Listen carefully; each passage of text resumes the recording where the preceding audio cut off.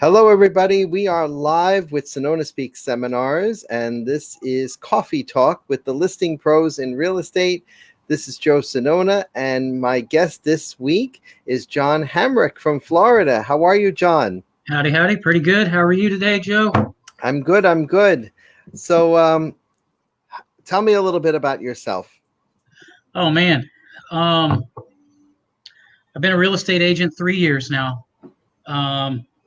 I was a farrier before that. A farrier is like a blacksmith that shoes horses. I was a farrier most of my life until I gave it up and came on board with real estate. I got one son, 19 years old. He's going to the Navy. Super proud of him.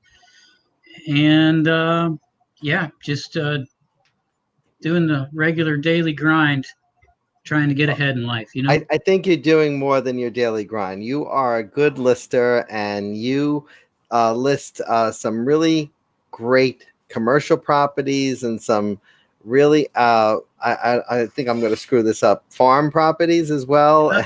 Some I farms. followed you on Instagram. And We call them was so farms down impressed. here, but they're not really growing anything. They're just horse farms, you know? I'm in Ocala, Florida. It's the horse capital of the world. Tons of horse farms down Nice. here. Nice. Very nice. That's my favorite animal, the horse. It really Yeah, is. right on. But I don't have any up here in Long Beach, New York. Yeah. So tell me something. What is the secret to your success and your listing success? Oh man, that's a good question. I was thinking about this when you asked me to come on board. So I'm with EXP, obviously. Been with EXP for 3 or 4 months now, I think, and was a Remax guy before that. So I was a Remax agent for 2.5 years from the time I was a rookie 3 years ago. And when I came on board to EXP, I looked at all my deals because I wanted to see where they came from and really kind of examined how I got my business. And it was pretty cool because I had 12 listings and I had 4 or 5 under contract at the time. And everyone except for one of those deals was from cold calling. So that's how I've gotten all my business is, you know, before I got my real estate license, I found Ricky Caruth on YouTube, and I just kind of prescribed to that medicine and been getting my business from cold calls. So That's awesome. That's really awesome. And, over here in New York, still, we have a ban on cold calling. And by the time this this episode airs, it's still probably going to be a ban. But in your neck of the woods, how is cold calling received by the consumer? Is it like here in New York, or is it a little bit more friendlier where the consumer is apt to hearing what you have to say? yeah, it's a good question. I think it depends on my mood, and I think from what I've seen, because I've watched some videos with usually with Ricky Caruth cold calling live with a student right on the other side of the country. And I recently watched one where a kid was calling in LA, and he was a newer agent, and he was getting some pretty friendly people to talk to, you know, and the conversation comes up where it's all about tonality, you know, your tone the first few seconds when they answer the phone need to be confident, sincere, and helpful. Um, and if you can nail those things down and you woke up on the right side of the bed and you're happy, I think it just makes all the difference in the world. Because I guarantee I've had bad days on the phone where, I mean, I've gotten just as mad at some people for being for being an a-hole as they are at me It's for my calling show. me You to can say begin with, you anything. know. So it really just depends. I don't think it should matter because of my experience. You know, I've only ever called in Ocala, so that's all I know. But I have watched a lot of videos of people calling throughout the nation live, and there's nice people everywhere, you know. So, and there's mean people everywhere, and you just got to Well, sort through them. It's like, here in New York, when you cold call someone, it's the typical sales agent who is asking, are you interested in renting, buying, or selling? And, you and I have a different method to that, right? We're just ourselves. But what do you say that kind of makes a consumer engage with you? That kind of like brings you a step closer to helping them. I think number one, I think it starts inside. Like you have to actually care. Like don't just act like you care. Like you really want to help people, right? There's you want to help them succeed. You want to help them with their real estate deal, whatever they're going through, or at least lend an ear and let them talk to you. And if you have that in your voice, inflected into your voice, when they first pick up the phone, that just don't sound like a salesman. Sound like anything but a salesman. Like you're their friend, their brother, your family. You're talking to family. And then, yeah, I mean, maybe make a little small talk, maybe not, maybe they're in a hurry, respect their time. And if you have a script, number one, it should never sound like a script, but you do have a script that you want to stay on, but don't let it sound like a script. And if they're in a hurry, you should also be in a hurry. Don't expect them to take 10 minutes out of their day and talk with you about their house that they don't want to sell, So you can really break through. I've had plenty of calls where it sounds like it's going to go bad. They pick up the phone and they're grumpy, and they're like, "What do you want?" And I'm like, I remember one in particular, actually, a real grumpy old guy. "What do you want?" And I was like, "Dude, I just wanted to say hi. I mean, how are you? What's going on?" And he paused for a second, and I literally 15 minutes on the phone with that guy. We got to know each other,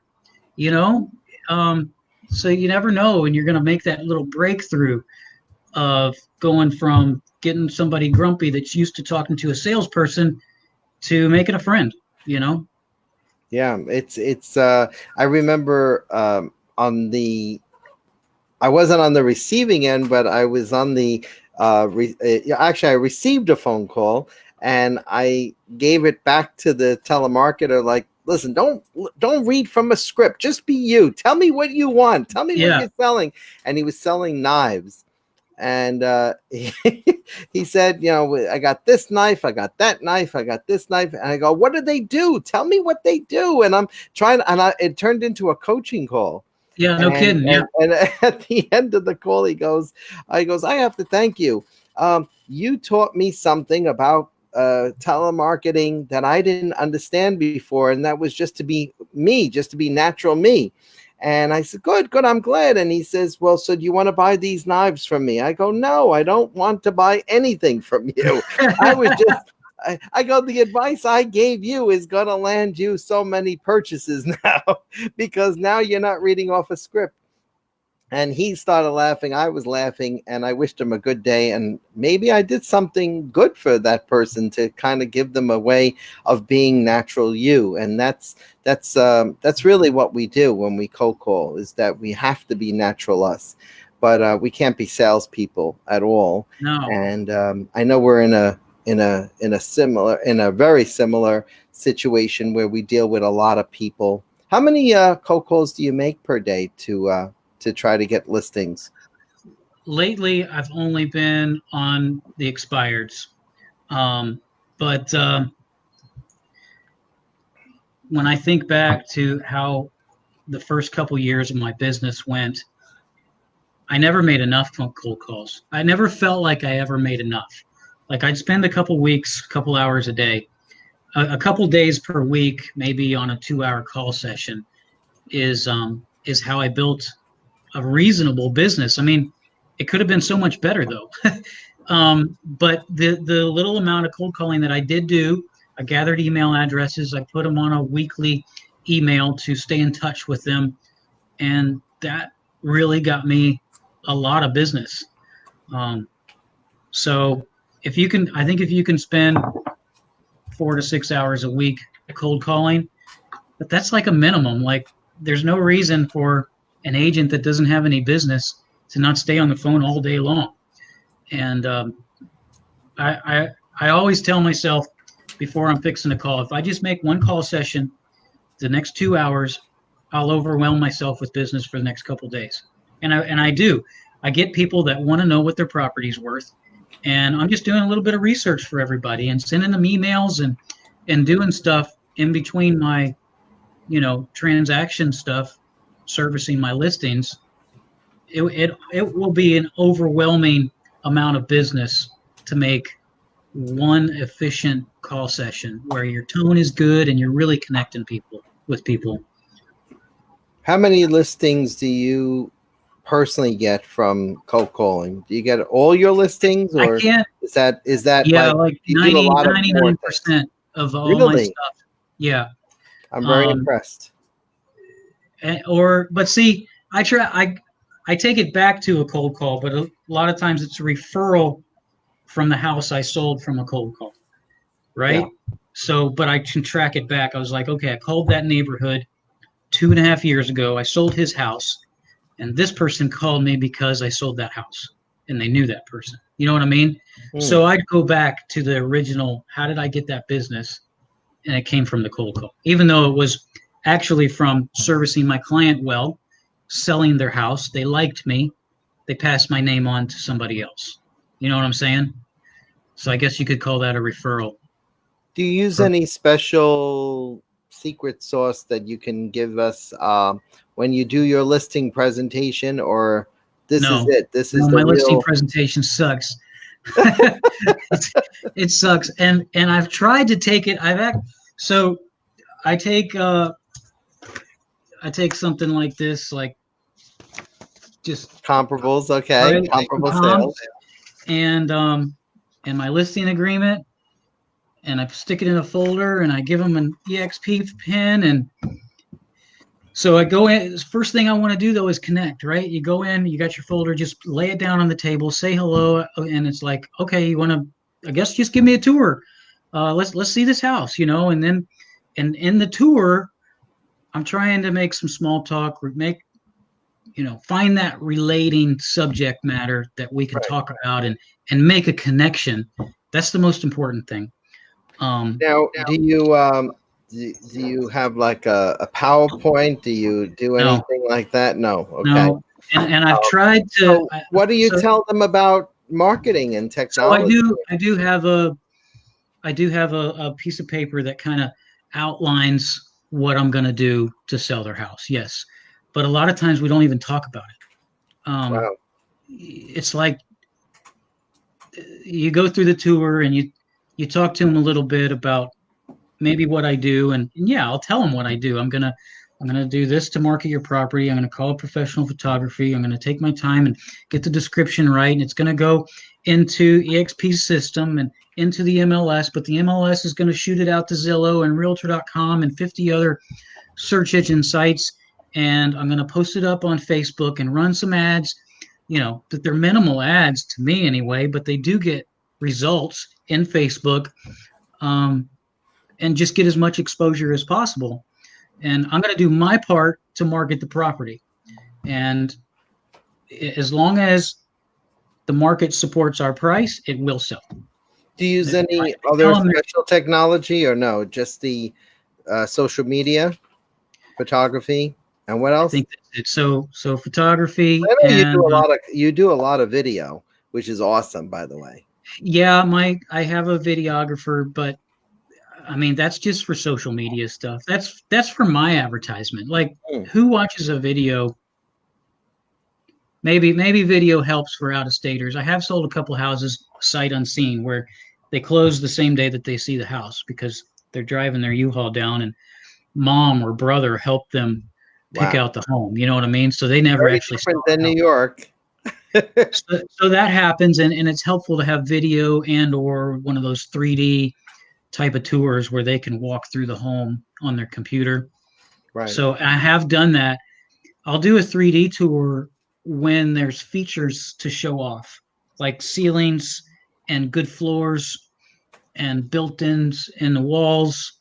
I'll pay the extra money for a 3D tour, and I think that is helpful, especially because so many people are shopping on their phone and they might not live here. They're moving to Ocala from somewhere else. So it's helpful. Where are you You gotta getting have most of your that in buyers? place. Where are you getting most of your buyers from now?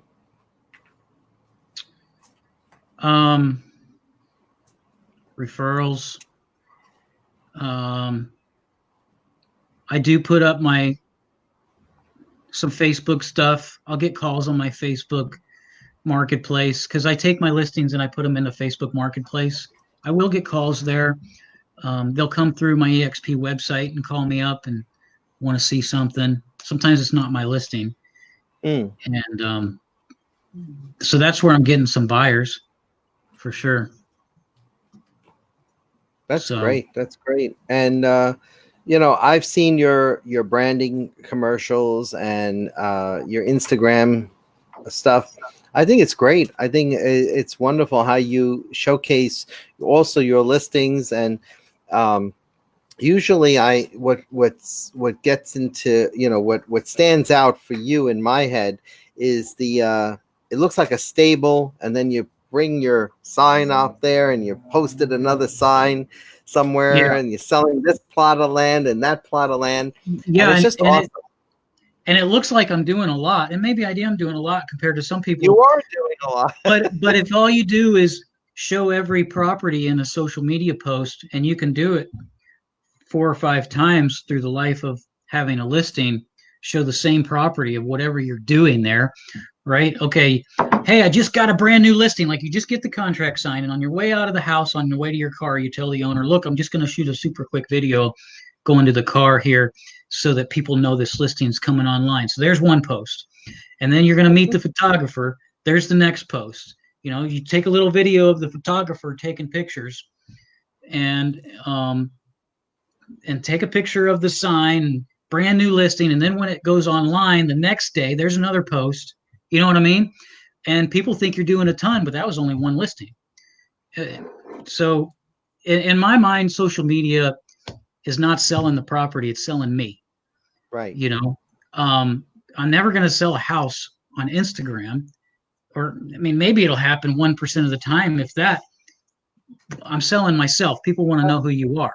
You know, or if I get a hold of somebody on the phone and I send them an email like, "Hey, thanks for your time," and then they see my weekly emails, and then they start thinking about selling their house. What are they going to do? They're going to check me out, and they go to my social media to see who I am. Right. You know, Well, that's so awesome. So tell me, as someone who's in his junior year, third year of real estate, what advice would you give for today's agent coming into the business? I think work work hard. Business is unlimited, right? And don't be scared of a big time realtor that is super popular, because there's a lot of people that know that person, but then there's a lot of people that are sick and tired of seeing their advertisements and can't stand that person. And you're going to get their business, right? Business is unlimited because not everybody's going to like that or relate with that type of person, for whatever stupid, silly reason that goes through their head, and you will relate to those people. So you got to know that, and know that if you work hard and you try hard, you're going to be successful. I recommend checking out Ricky Caruth. He's been my coach and mentor since I started, and it's all free. And go on there and see what he's doing and try to duplicate it. It's not hard. I had a conversation with Ricky the other day. I was like, because we were gonna kind of strategize about what I was gonna do different and new going forward from right here, and I was like, man, there's nothing to strategize when I'm not talking to a client in person and doing a listing or showing property. I should be on the phone, period. Like, you don't have to do anything else. Just be on the phone calling property owners for whatever reason. It might be an old expired, it might be a FISBO, it might be circle prospecting. If you call people 8 hours a day, you're going to overwhelm yourself with business, and you won't be able to call as much anymore. That's where One of Ricky's. our colleagues, I take that to heart too, because I see one of our colleagues in our company doing the exact same thing, making almost 1,000 phone calls in 3 days. I mean, for me, I haven't even reached that level, and yet this kid is killing it, right? In real estate, And then I think about all the other colleagues of ours who are new, and they won't get on the phone because of fear of rejection. Yeah. Yeah. Did you ever have that fear? That Absolutely. initial? Yeah. How'd you Yeah. overcome the fear of rejection? My back was against this wall, and I was freaking broke. That's how it's like you're either gonna make a living or you're not. And and you just have to bounce off of that wall and just keep going forward. It's That's like, great so advice. That's great you, advice right you there. know, so That's your golden nugget right there. yeah, just Um, do it. It's like you're either gonna make a living and make some phone calls to people that are complete strangers that might not like you, so what, and make a great living, or you're not, and go back to your 9 to 5, $15 an hour job. or, well, I always, I don't, somebody told me once, if they, when all else fails, do real estate, right? And 31 years ago, I jumped right in. This is going to be my 32nd year in real estate, and I don't know what it's like to take a paycheck. No I've kidding. forgotten what it's like to take a paycheck, right? And whenever I get paid, I think of, all right, this is my reward, so to speak, for finding somebody their American dream of home ownership. And then I say to myself, no, this is more than just my reward. This is more than just my commission. This is more than what just getting paid. This is what I enjoy. This is what I love. This is our profession. And then I look at it as a profession, like a doctor or a lawyer. And I say to myself, this is something that I want to keep spreading the message of. These coffee talks are teaching Yeah. tools for new agents, for seasoned agents. So I always like to get a different perspective from my guests, as you just offered one for a new agent. What would you offer as advice? You're here and you're looking out at the more experienced, 15, 20, 30-year agent. What would be your best advice for that agent? Oh man, the same If I exact was to thing, give you the because advice, I'm 31 because years in. So if you're what kind if of you're advice not would you give me? if you're not selling as much as you want to sell, then you know what, something that I did learn is time management, and I'm still perfecting it because it's really difficult. You can get busy answering emails and selling the property of the listings that you already have. You can do too much and forget to prospect. That prospecting time should be number one priority to bring in new business. Um, so the time management skills where you turn the phone on vibrate and turn it over and lay it on the table and don't look at it for at least an hour, right? At least a minimum. And you have to know that, yeah, that's an important call, but they can wait an hour before I get back to them. You know what I mean? That's correct. And focus on the prospecting. I think that's so important. You a have to time block. total a total distractor. This has Yes. become a total distractor to my business. And you're right. Today I'm gonna put it down like And which the I have, by the way, for notifications. these Lately, interviews. my notifications have been going crazy. I turn them Oh, all off, like my email notifications. Every time I get an email, it would buzz and I'd look at it. Oh, distracting. that's horrible. You can check your emails twice a day. That's plenty. You know what I mean? And Yeah. get back to those people. Meanwhile, you need to be prospecting. We become such a conditioned society that if we don't get it now, or I call it my order concept, now concept. I want it now, order, or otherwise I'm gonna die. You're not gonna die. If you don't get an answer now, you can wait a little bit. Just be patient. I think a Yeah. lot of people have become impatient in our practice, especially new agents, older agents. I see the great amount of impatience they have with themselves. You have overcome, so to speak, the hump of a new agent, because Yeah. now that you're in your third year, this is it. You're sticking with this because you're here to become much more successful and more determined than ever to make your career, this profession, a success. Yeah. Yeah. So I'm going to end this program by asking you one final question. That is on the fiduciary responsibilities, the core principles of our real estate business, and that is in the form of the acronym OCAR, and that obedience, loyalty, disclosure, confidentiality, accountability, or reasonable care. If you had to pick one, and I know all of them are very important, what is your favorite out of all of them and why? Oh man, the first thing that comes to mind is just giving the customer more value, and I don't know which one of those that falls under. You know, Mm, it's a lot. like I could say like loyalty or more value. Like disclosure. I actually care about selling your property, so I'm going to pay $200 to hire a professional photographer. You know what I mean? And we need to be doing that in everything we do to help our clients sell their property. You know, hiring a pro photographer is just one little thing that we're going to do. We're also going to return phone calls in a timely manner. We're going to make sure that the title company has all the right documents so that there's no hiccups, and a lender is doing their job to be on the timeline so that there's no extensions. You know, we need to be servicing our clients better, every So single would day. you say reasonable care is I think that one of your that might be favorites? the one. Yeah, that's my favorite Hmm.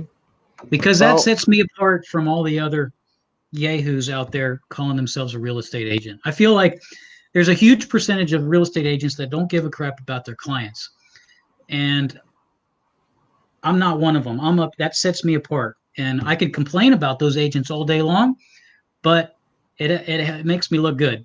You know, when I sit next to those and when people. I know you're passionate about this, John, because um, but this is a teaching program, and we're trying to make those agents better than what they can be, and Yep. they just are, some of them are slackers because they feel their one sale is going to do the magic that they're looking for.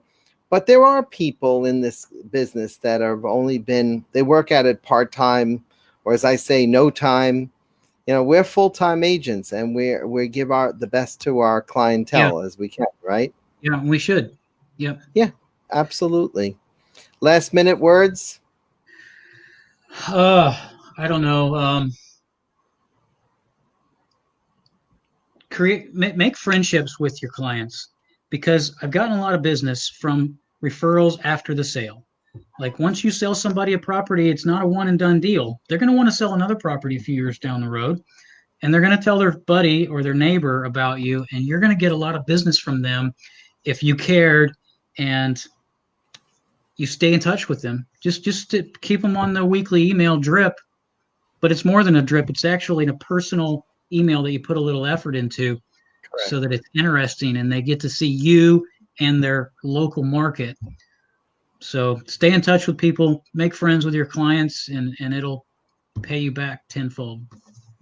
Well, this has been really great. Thank you so much for being on our show here today Yep. with Thanks, Joe. Coffee Talk, the listing pros in real estate. And my guest this week was John Hamrick from Ocala, Florida, with eXp Realty. Thanks, John, and have a good day, everybody. Yes, sir.